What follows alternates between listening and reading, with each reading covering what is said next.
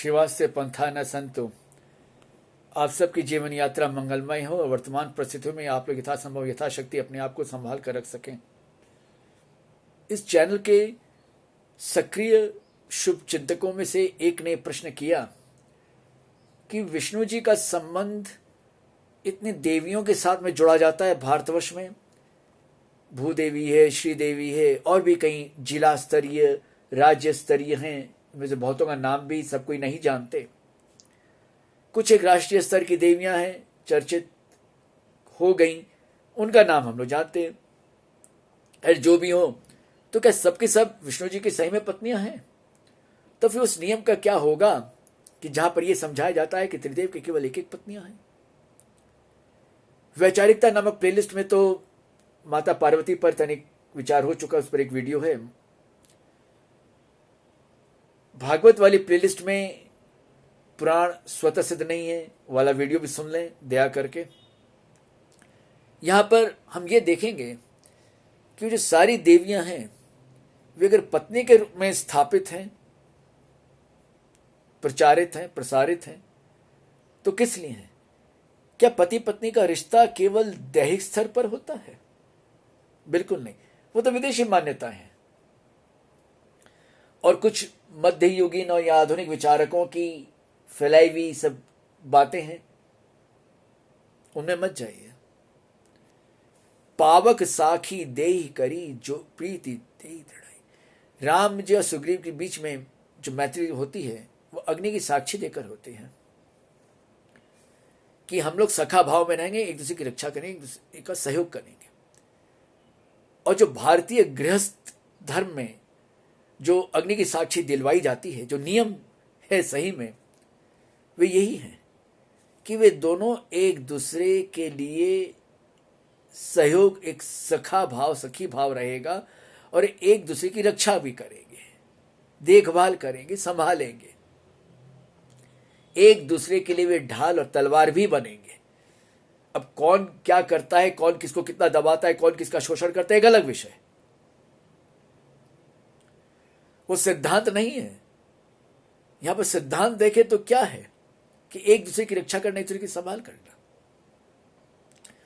तो संभालने के लिए अब ब्रह्मा जी के पास जाते, शिव जी के पास जाते, विष्णु जी के पास क्यों गए? सबके सब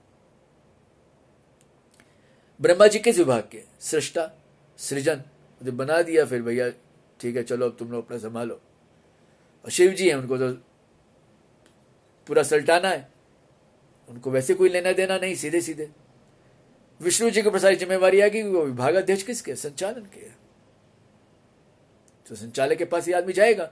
ऐसे ही तो अपने यहाँ काम का सब देरी से होता है, ऊपर से अगर अपने गलत विभाग के पास चले गए तो फिर काम तो और भी देरी हो जाएगी, लटक जाएगा, पता नहीं कब तक होगा। इसलिए विष्णु जी के पास गए तो फिर विष्णु जी को माता पिता के रूप में ले लेते, भाई बहन के रूप में ले लेते, वे भी तो ईश्वर की रक्षा करते ही हैं। संतान की रक्षा तो माँ बाप करते ही करते हैं। तो वहां पर रिश्ता क्या है? खून का रिश्ता है। भाई बहन में भी अमूमन क्या तो खून का रिश्ता है या एक पारिवारिक रिश्ता है? यहां पर वो भी नहीं है। यहां पर वैसा कोई रिश्ता ही नहीं रखा। तो मित्रता भी तो हो सकती है, नैषा दोष है। और अपने भारतीय धर्मशास्त्रों के अनुसार हम देखें तो पति पत्नी में पहला रिश्ता दोस्त का होता है, दो का अस्त हो जाए। अपने अब वो नहीं है कि पति पत्नी भी है तो और मित्रता के लिए हम कहीं और ताका झांकी कर रहे हैं। वो पाश्चात्य शैली है, भारतीय परंपरा नहीं है। वो अपने तो कुछ सिखाया पढ़ाया नहीं गया ना ठीक से, ऊपर से हम लोग दंभ भरते हैं। खैर छोड़िए उन सब बातों को। यहां पर ये आपको पकड़ना है इस बात को कि वे अगर पत्नी के रूप में प्रदर्शित भी हैं तो सही में उस दृष्टि से पति पत्नी नहीं है, दैहिक दृष्टि से तो बिल्कुल भी नहीं है। एक सखा भाव है कि तुम मेरी रक्षा करोगे, मैं तुम्हें रक्षा करूंगा, देखभाल, संचालन, प्रीति, स्नेह को एक संकल्प के रूप में ले लिया, एक धर्म सम्मत रिश्ता बना दिया कि नहीं तुम्हारा कर्तव्य है इसकी रक्षा करना, तुम्हारा धर्म है इसकी रक्षा करना, देखभाल करना। वो एक दूसरे के लिए है कि दोनों को करनी है। तो यहां पर उस रूप में वे विष्णु जी की पत्नियां प्रदर्शित की गई। फिर पुजारी को इतनी बातों का अनुभव ही नहीं है, पता ही नहीं है। उसको तो पता है कि भैया यजमान आया है, इतना चढ़ावा देगा, इतना सब करेगा और मुझे मेरा परिवार का खर्चा चलेगा। प्रायकर तो यही कहानी है यहां की।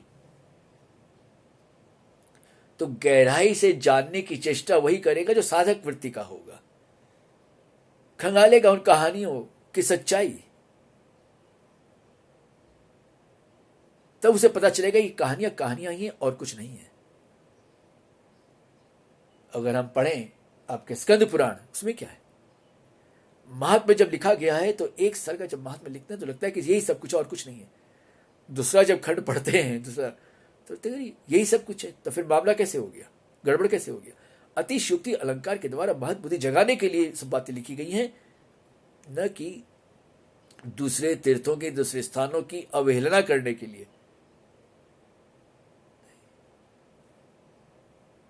गहराई वाली बातें हमें समझ में नहीं आ पाती, लक्ष्यार्थ बतलाने वाला कोई नहीं मिलता, और जिन पर जिम्मेवारी है बतलाने की वे बहुधा बतलाते ही नहीं है, उन्हें कोई मतलब ही नहीं है।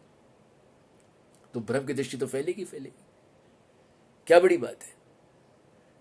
तो आप लोग निश्चित रहें, विष्णु जी के ले दे के एक ही पत्नी है, और जो भी रिश्ता जोड़ा गया है वो सिर्फ एक दिखावा है कि मानवीयकरण तो लोगों ने किया, उस हिसाब से ग्रंथ लिखे गए, तो दृष्टि वो है।